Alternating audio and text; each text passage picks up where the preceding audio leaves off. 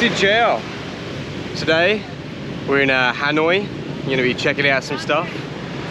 Right here behind me is the Tram Ork Pagoda, which was originally built in the 11th century by Emperor Li, or under the Emperor Li dynasty anyway. And the interesting thing about this pagoda was it's actually been relocated a couple of times, where they would have disassembled it brick by brick and moved it. And originally it was on the eastern riverbank of Hanoi, the Red River Delta, but due to the erosion they had to move it all the way back in to the 1200s. Yeah, it's pretty fantastic. I'm not allowed in there because I'm wearing shorts. I actually reckon I might try and sketch that. Just those, like, the trees and that little like gate over there, and then the pagoda, maybe the flag. I think there's something cool about that, something very Vietnamese, it's very Hanoi.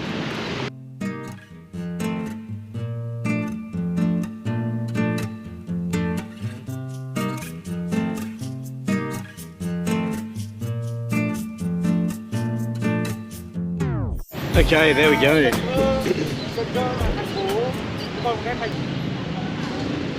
My pagoda's a bit wonky, but that's okay. Righto, so we'll leave the pagoda because I've got a few things I want to do today, but I do need to show you this. So I've been in Hanoi for a couple of days now, and I've learned that the way to cross the road is a bit different to how it is in Australia or Japan or I don't know, a lot of places, because this is how you cross the road, right? You see that there? Zebra crossing. Normally that means people are going to let you cross, but not here. As you can see, it is pure chaos. So what I'm going to do is wait for it to be a big section of motorbikes like this, right? And then you just want to sort of get out on the road. Just get out on the road and then just let them dodge you. Just like that. That's how you cross. Now we got to do it again. Oh look, it's free. Yeah, I know. How crazy is that? Oh, look at this.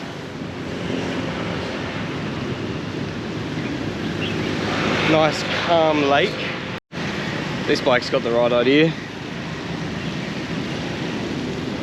Living the life. It's a gel. Righto. Behind me, you can see the Quan Tan Temple, a Confucian temple built as like a library and studying place for scholars. Also built during the Lai dynasty, which was the dynasty that I should mention, the dynasty that unified Vietnam after the successful rebellion against the Han Chinese. And then he also conquered southwards and reunified the Viet tribes from the Khmer. Although there was stark cultural differences between the north and the south, as I think there still are today. But yeah, look at this place, quite pretty. Can definitely imagine hitting the books, or hitting the scrolls more like it, in there. Okay, now moving on a bit from the historical sites and things, I think I might try traditional Vietnamese breakfast. Xin chào. Like to sit anywhere? Or? Yeah. Okay. I think this dish here, bang hong, is bang con, but yeah, bang con. From what I read, it's a dish that's first written in literature, like first example of it in like writing in like the 1200s. So again, during that Li dynasty, probably written in that temple we were just at. But obviously, you know, there's nothing in it that's foreign to this area, so people have presumably been eating it for far longer than that. And obviously what we have in writing is very little compared to like real history of people's lives. So yeah, it's cool. It's cool to eat something that would have been eaten by people who, you know, built the pagoda or were studying in that temple that we were just at. So look at this, she just makes like a little rice pancake thingy. Interesting. I don't actually know what it is. I'm assuming it's that. It looks like we get some kind of little like spicy sauce and some rice cakes with some dried stuff on top of them. I don't know, we'll have to see when we get it, eh? I've just been watching her make it. You can sort of, I'll zoom in a bit when I edit it.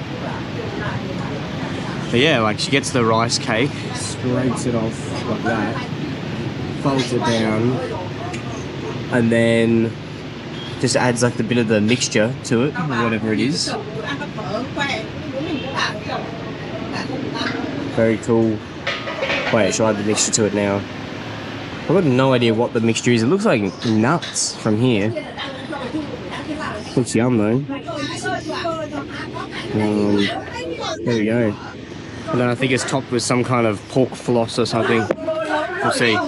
Okay, so this is what we got. We got the bun con, which has got some kind of crispy topping on it.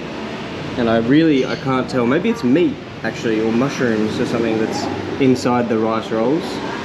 We get like a fish sauce. It smells very like sweet though. And you get some fresh greens. And obviously you got your kumquat chilies and everything else that you can add, which is typical to these Vietnamese restaurants.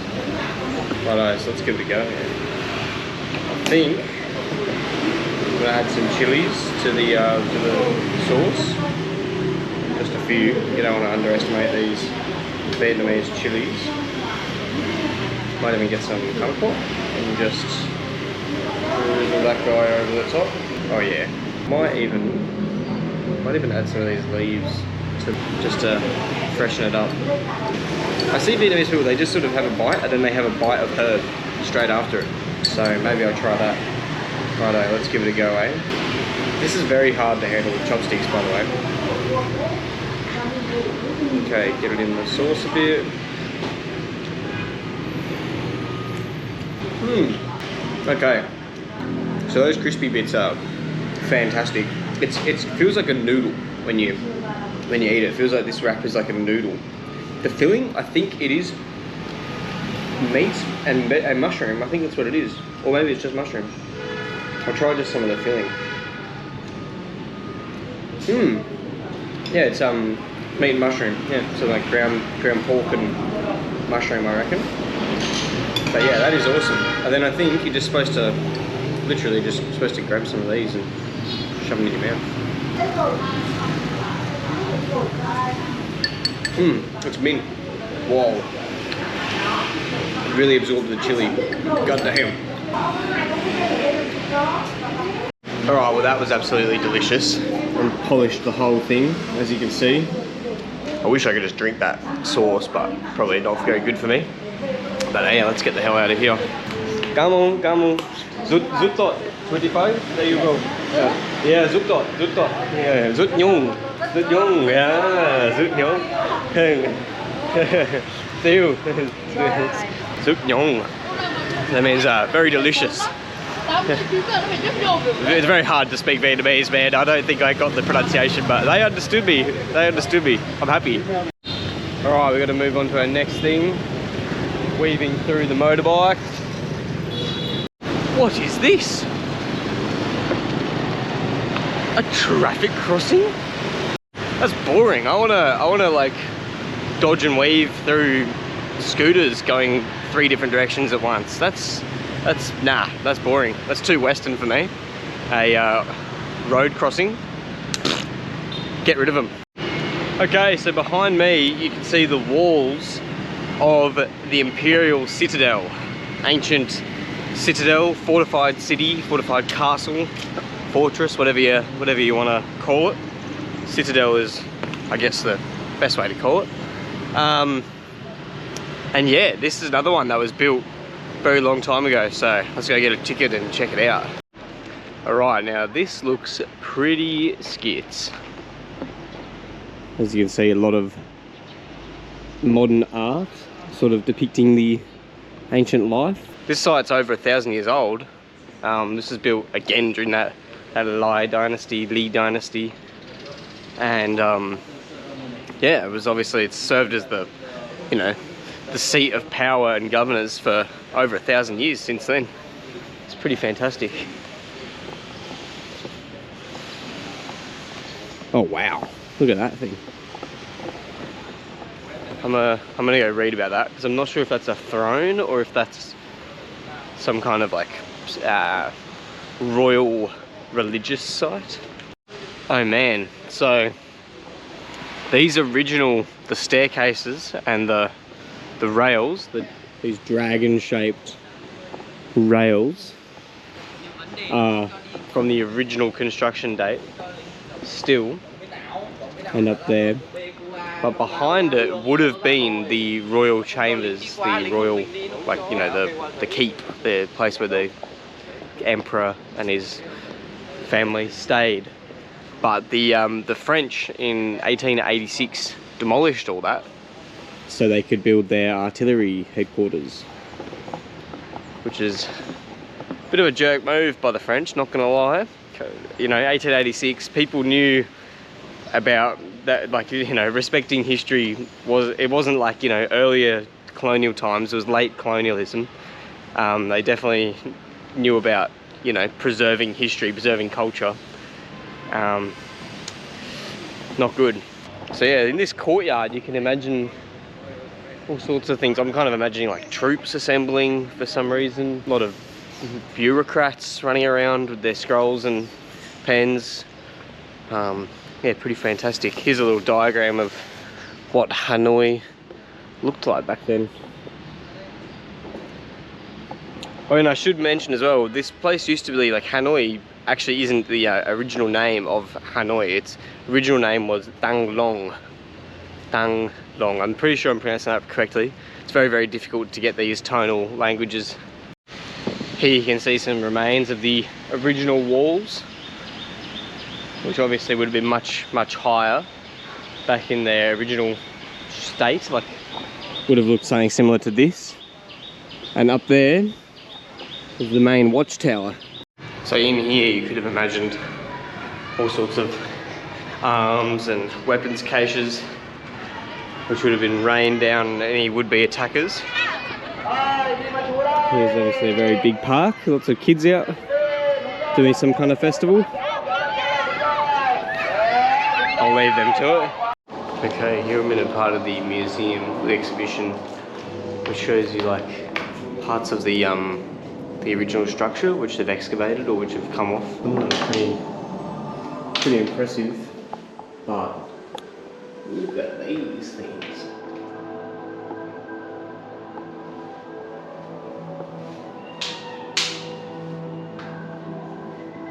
That is awesome. That's just like pure chisel and clay. How beautiful. Okay, so just across the road is the last thing to see from ancient Hanoi, the Temple of Literature. Now I've just got to get across the road, which I can do when these cars get past. Oh, bugger it. Bugger it. You just go, go, go, go, go. Go, go, go. Okay, we've made it to the Temple of Literature.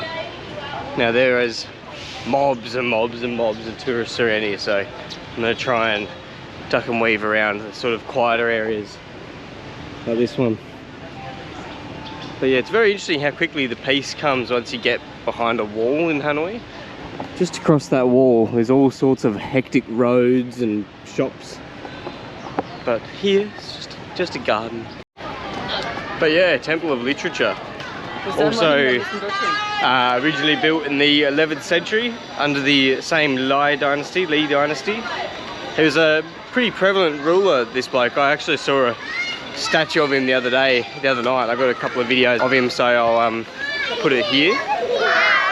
But yeah, so you can see here these big stone tablets, and each one of these isn't actually like a law or a you know, any other type of bureaucracy. It's actually just an artwork in itself. It was poems and calligraphy, and each one starts like at the top here. You can see the inscription, and that would have been to indicate the year, the place, and the person, and the time of day. All sorts of things that you know, that the person transcribing it would have written. Yeah, they're fantastic. You can still sort of see the characters in the rocks and all the decorations around the outside. Fantastic. And there's heaps of them too. There's just so many of them all around here. Bloody awesome. See, this place was for like, it was as academically significant as it was religious. You know, those two things sort of went hand in hand in these Taoist, Confucian, Buddhist societies, which really was a mixture of all three. All three of these faiths were sort of interplaying and influencing each other in different cultures around here. Obviously with that Indian and that Chinese influence, and the Vietnam sitting along the sort of the perfect trade route between those two powerful big countries, big exporters of goods and culture back then, absorbed the best of both and made a unique blend of it through this. There are so many people around here. This is obviously the main courtyard. The kids are going absolutely skits. What is going on? It must be primary school graduation day because they're all wearing some graduation costumes. They're going skits. There you can see here another courtyard. This would have been where everyone sort of assembled, I suppose. They would have had hearings and lectures and listened to great orators and all sorts of things. And then this is sort of where you move into the main writing hall, or the imperial sort of writing hall. So you can see there some scholars, or what they would have looked like, and I'm assuming that's some kind of god, kind of deity, Confucian deity. Some offerings to the deity. He must love marble crackers and fruits. Fair enough. Wow, these surviving books are fantastic. If anyone can read Chinese characters, see if any of those are recognisable to you. That'd be very interesting.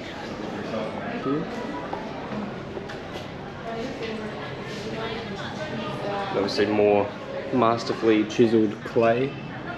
Okay, so we got out of there, which was good. That's a pretty funky building, isn't it? Yeah, we got out of there, and now I'm just on the prowl for. When you're in Hanoi, you'll see a lot of these cafes everywhere. Cafes everywhere, I mean, and they do like really interesting, weird coffees in Vietnam. They've got like this thing called an egg coffee, which I see everywhere. I also see salt coffee, coconut coffee, banana coffee. They're all selling all these different types of coffee. But I think the most famous one is the Vietnamese egg coffee. So I reckon I'm gonna go and try one of those if I don't get ran over by a scooter. Oh, I didn't even realise, but we're here at the train street, the very famous Hanoi train street. Oh yeah, let's go down the train street a bit. I didn't even mean to do this, to be honest. Just kind of wandering around. But I think we'll find a coffee around here. Okay, I don't really want to go down that part of the train street. That just looks choppers. But I've found a little cafe here. So I'll go take a seat in here, I reckon. Okay, so it's here. That looks yum. So I was just reading up about it. The egg coffee originated in 1946 because there was a big milk shortage in Hanoi during, wait, what? It's in water. My coffee's in water. Look at this. There was a big milk shortage in Hanoi, and then some barista just had the idea of frothing up eggs, making a sort of custard, and combining that with the drink. So what am I supposed to do? Am I supposed to take a sip of this, or do you like mix it in? Well, I think I only got custard in that one. Pretty yum though. Very sweet, sort of velvety custard. I'm just gonna stir it in, I reckon. That's what I think people do. Ruins the prettiness of it a bit, but damn, the custard is so yum. Mmm. Okay, let's mix it in. Okay, let's give this a go now. Whoa. That is so good, actually. Mmm. Wow, it's even thicker than like a normal coffee with like its milk. Mmm. Yum. Alright, moving along after that coffee. I think it's time to explore some more of the city. Now, coffee, I was also just reading, ties in very nicely with my next theme. as it was introduced here in the 1850s by French missionaries, and eventually was grown here in Vietnam in the 1880s, and there was plantations all over the place, and that was part of the French colonial sort of exploitation of Vietnam. So let's go check out some French stuff. Opera house? Opera house? Opera. Opera? Opera. Yeah, you take 15,000? Oh, okay. Okay guys, we have gotten going on this motorbike. I'm trying to hold on to my drink bottle at the same time. But okay. How to get around in Hanoi. Oh god, they take the corners so fast. This is why you'd never want a car. Righto. So behind me is the Hanoi Opera House. And as you can see all around me are a lot of very French looking buildings. In the mid 1800s, France began to colonize Vietnam. In the mid 1800s, France began to start colonizing Vietnam. And by the late 1800s, 1887, it was incorporated into French Indochina. And Hanoi was the capital of that colony. Behind me you can see the architecture of the opera house, quite impressive. But yeah, you can see all this like urban planning. When you're in Hanoi, like half of the buildings and the boulevards are just French. And I briefly mentioned as well how they demolished certain other historical sites from antiquity here in Vietnam. So yeah, we're gonna go explore some history about the French occupation. It's so interesting, it's so cool. One of the cool things I really like about Hanoi is like you see all these, you know, local sort of shop fronts, everyone selling stuff. And then the backdrop is just these very French colonial period architecture buildings and like streets and colonnades. This street isn't even that good of an example of it. There's some streets where it's literally like so French looking. And check out this street here. Buildings everywhere. Quite busy, quite chaotic as is standard sort of practice. Let's see if I can survive another road crossing. I'm a pro traveller, mate. Over here we have a governor's house or manor, which has now become a public park. Now just around the corner here is the very iconic St. Joseph's Cathedral, which is a lot bigger than I was expecting it to be, with a it looks like communist Jesus, but I don't know if that's what it's trying to look like, but it's covering up some old mural. Fair enough. Now time to get the other thing I wanted to get, which was maybe the most famous Vietnamese food and probably one of the best sandwiches in the world. We're after a banh mi, but not one from like some fancy shop like this. No. You just gotta pluck one off the street, don't you? That's how you get the proper banh mi. Like this up here. I bet you this will be insane. Oh, that's not a banh mi shop. That looks good though. That looks real good. Oh wow, that looks good too. Oh, do I really have to eat a banh mi? I kind of want to eat something else. Nah, I'm joking. I do want to eat a banh mi. This one looks good. Xin chào. The pate dam bong banh mi. Number 2. A bit of a food street, as you can see. Everyone sort of clusters around. There's lots of locals eating, so that's a good sign. Sort of sit here and enjoy the ambience. It said omelette, pâtés, so 2 toast pâté, jambon, pork, char siu, and pork floss. So mega pork. Okay, I've got my banh mi here. Smells insane. It's very hot too. She toasted it for me. Let's have a look inside of it. I'm a bit nervous because she put some veggies in there out of this bucket. It was in water. I'm a bit nervous about that, but I don't get sick. I think I'll be alright. 3 types of pork.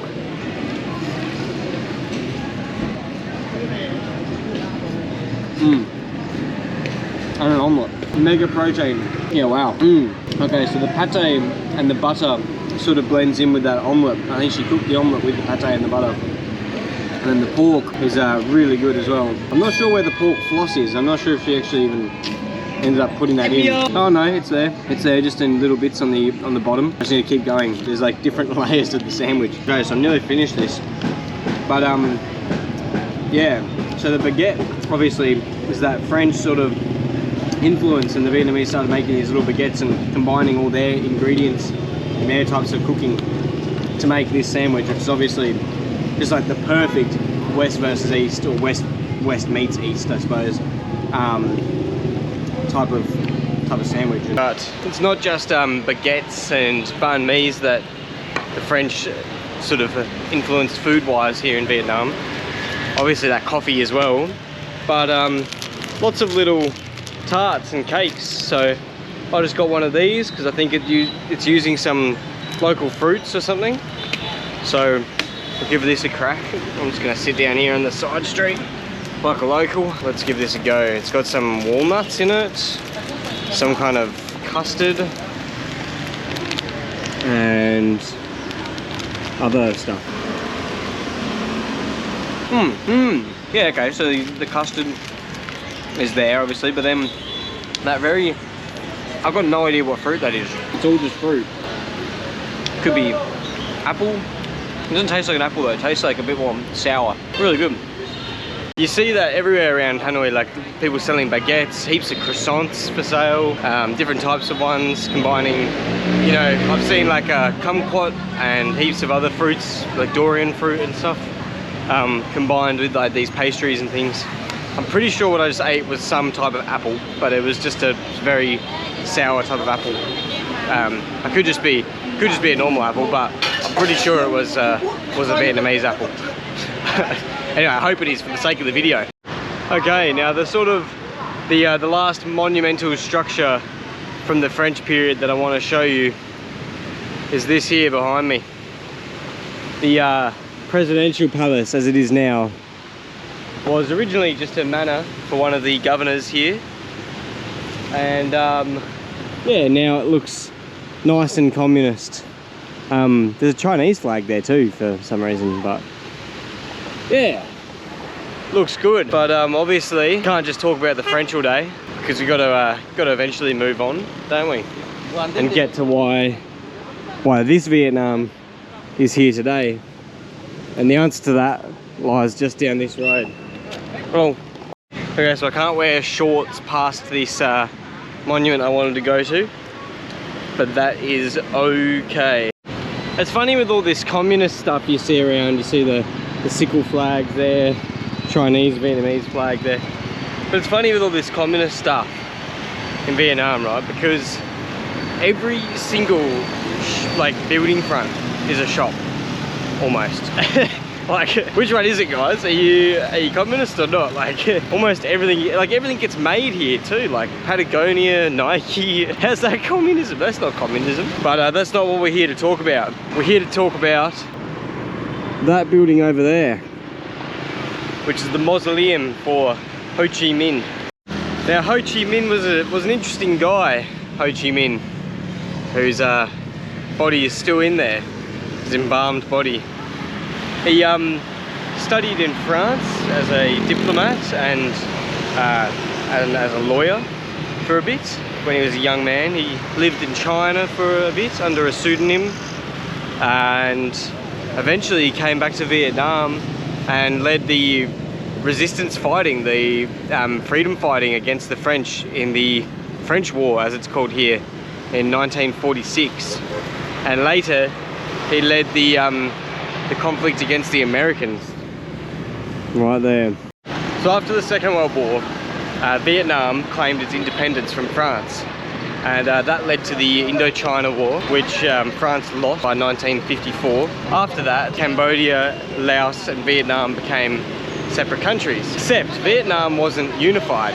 The South wasn't keen on communism, which was you know, what the North had under the leadership of Ho Chi Minh. And so this led to a civil war, sort of, fed by the proxies, you know, the US and Russia, funding different sides to push their own agenda, and eventually it led to a full-on invasion from the Americans to stop the North Vietnamese, and eventually the US withdrew from Vietnam. And in 1975, capital of South Vietnam, Saigon, was captured and it fell to the North forces, and today that city is known as Ho Chi Minh City, or you know, the leader of the North Vietnamese.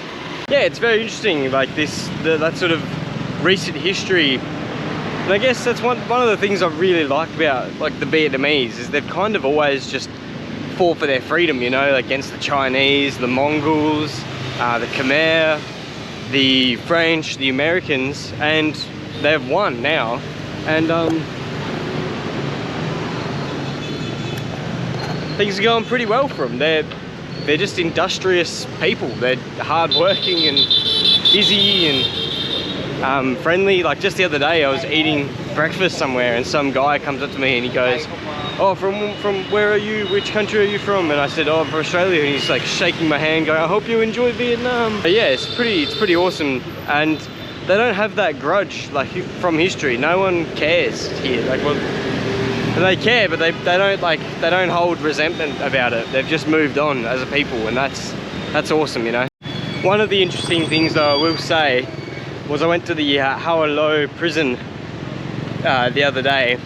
I decided not to do it today just because I wouldn't be able to get all the shooting in, and that was obviously a prison built by the French, and French committed atrocities in that prison, but all the information about it, about how it was used during the Vietnam War, was a little bit propagandized here. It was very much like, oh, we let the Americans play basketball and gave them meat on Sundays. But yeah, obviously, you know, that's not quite the whole truth, at least. Oh, look at this, there's a market in here. Well, let's go have a look in this market then, shall we? Wow, I like these. They've just got spices and dried fish and meat and stuff all along the walls. It's pretty cool. I don't think it's the peak hour for this market at the moment. Everyone seems to be on break or having a siesta. Go to this end, there's a little shrine over there. Xin chào. Xin chào. You can get, wow, the smell of all the herbs in here is crazy. They love herbs in Vietnam. A lot of the time when you get food, like with my food this morning, they just give you a bowl of herbs, and you're just supposed to like eat it after every couple of bites. Little Buddhist shrine there. I won't go in there and film. Oh, these fruits look pretty good, to be honest. Like, they look pretty clean, pretty good. I kind of want to, like, I saw them the other day. This lady's walking around with a tray of half pomelo, half pineapple. And I should have bought some because I haven't seen them since. I've seen them selling only pineapple or only pomelo. And I'm like, I just want to, you know, I want to try a few fruits. I don't want to just have heaps of pineapple. But I get why they're doing it, so that you buy it too, you know what I mean? But I'm too savvy for that. This is what I mean about the industriousness here. Is like just everyone's just out trying to sell something or give someone a lift, or, you know, polish their shoes and just do something for a buck, you know? And I get that is from poverty, and there's a, you know, reasonable amount of poverty here, but there's just something, they're just very creative and industrious and hardworking. You can sort of see post-war as well, there's a lot of like adoption of Western things. I'll try and find some good examples. We're off to go find a food that has that, that shows that. But yeah, you see people walking around with like NFL shirts on and stuff, or soccer shirts, and you know, there's just no resentment, or it doesn't seem to be much resentment at all, if any, to the West. Now, I don't really feel super hungry because I can still feel that banh mi inside me. Hopefully not giving me diseases.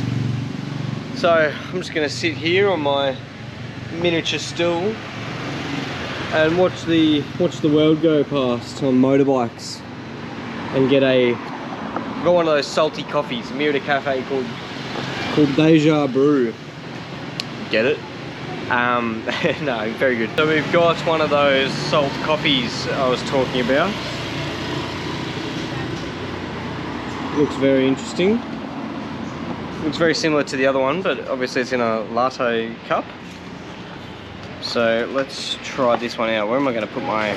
I'm just going to video my left hand. Alright, I'm going to just try some of the cream first.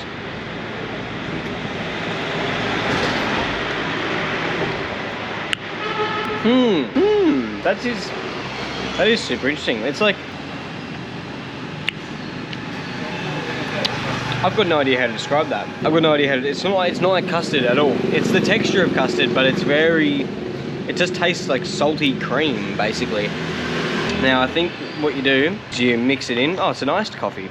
That's good because it's really warm. I don't really care about having a hot coffee at the moment.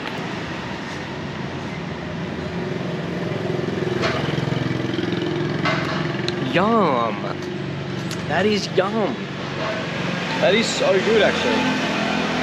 It makes the coffee so like thick, and the sweet or the chocolatey kind of notes from the coffee against the salt. It's like salted caramel. It's the same thing. It makes the caramel taste sweeter.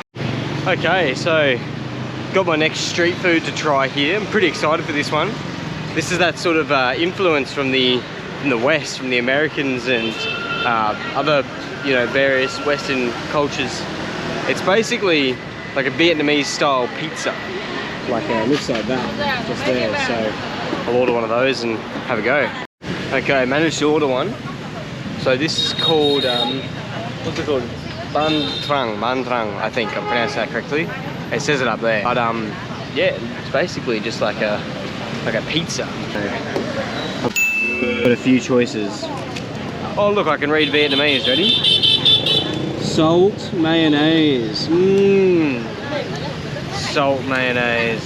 That's not what I want. I'm gonna go for the sot bol, because that just looks good from the picture. So let's get one of them, eh? Oh, come on. Oh wow, that was quick as. Okay, interesting. So they've like rolled these pizzas up. How do I get the one that's like flat? Okay, so they've put this one into like lots of little pieces, but I've got some kind of sauce here.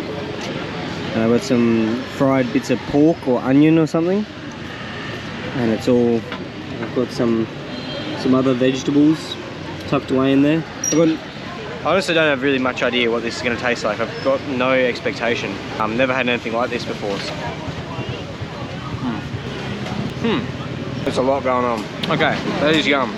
So I think the filling is lemongrass and bean shoots. There's like a chili jam in there, and then there's some nuts and some kind of meat, some kind of pork, I think. And then the sauce is like yeah, it's mango. Yeah, it's definitely mango. And then you get these fried onions on top of it. That's great. It's so hard to eat with these forks, these like spikes they give me. I've got to like kind of put the whole thing in my mouth, which isn't the most comfortable. Okay, that wasn't really what I meant to order, but I still think it shows a bit of like modern Vietnamese cuisine. I did want to order the pizza thing, but I must have pointed at the wrong thing in the menu. It all looked very similar to me. Now I could stuff in that Vietnamese pizza if I wanted to right now, but I'm not really that hungry. So I think I'm gonna keep going, and then maybe I'll get one for dinner later. Bit of a shame, I wish I ordered the right thing, but that's all right. We'll go and keep exploring. I'm so full, man. I've eaten so much food today. By the way, that dish I just got, I think it was like less than $2. But yeah, you could still see like the international sort of origins of that. I guess it's like it's the same thing as the pizza, but they rolled it up and served it with like slightly different ingredients and cold, and it wasn't grilled. So it's not really the same thing as pizza, is it? But it's the same base. It's the same like pancake base sort of thing. Okay, so made it to Hanoi Old Town. As you can see, it's night time. Part of the old fortifications there. But yeah, we're off to get dinner. We're actually going to get that pizza that I was talking about, the Ban Trong Nuong. I definitely can't pronounce that. But yeah, I think I've scoped out a little joint over here that does it, so we'll give it a go. Ciao.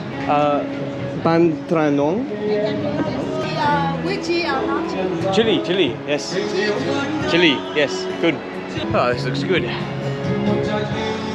Some super loud Vietnamese pop music going off near me. So you can see here, do you mind if I, you can see here it's like some rice paper. Just puts a bunch of Chinese sausage, mayo, corn, chili over the charcoal griller, or I think it's, no, it's not charcoal, but it smells like it. It's just metal that's been heating up, but there's definitely like char and ash all over it from the food. Hey, come on, thank you. Wow. So look at this thing. It really is like a pizza, but yeah. So you got, what do we got? Like a rice crust here, rice paper crust, Chinese sausage, mayo, egg, chili, some kind of pork mince, heaps of cheese. Hell yeah, let's give this a go. I'm excited, and I think you just eat it with your hands too, which is great. I lost my other hand sanitizer today. How annoying is that? Grab a piece of it here. Oh, look at the cheese pool, mate. Look at the cheese pool. Oh.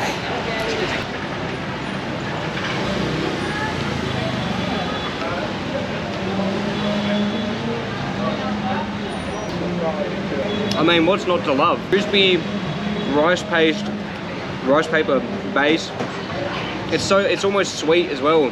The base, like, it's so crispy, so crunchy. Chinese sausage, the chili, mayo, corn. I mean, come on. Righto, so I reckon with that dinner in my belly, that'll do me for today. I think I've explored all of Hanoi from ancient times through to modern times and got some food from each one of those eras. So yeah, definitely try them all out, and there's so many other foods. I could have picked, you know, 6 others for each time period and done a video on that. Yeah, okay.